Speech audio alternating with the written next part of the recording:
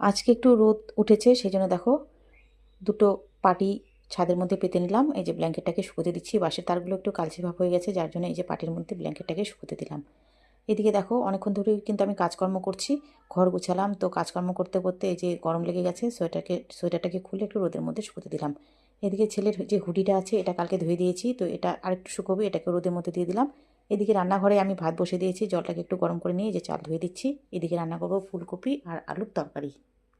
তো চলো সবজিগুলোকে ফটাফট করে কেটে নেই। আর দেখো বাইরেটা দেখো কত আলো, আজকে কিন্তু বেশ কড়া রোদেই উঠেছে বলতে গেলে। তো এই যে সবজিগুলোকে ফটাফট করে কেটে নিচ্ছি। আর কে সবজি কেটে দেবে, একা হাতেই তো সবজি কেটে রান্না করতে হয়। শাশুড়ি মা যদিও আছে, তবে কাটাকুটি করে নিই না, নিজেরটা নিজেই করি।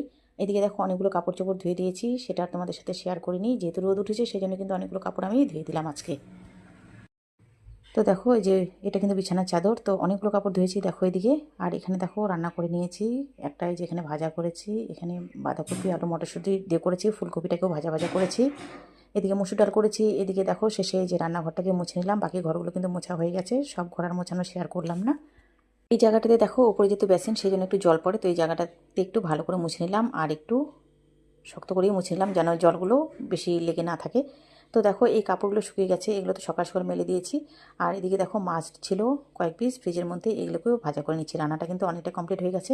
তো স্নান টান করে এই যে পুজো পাঠ করে টোরে বসলাম খেতে।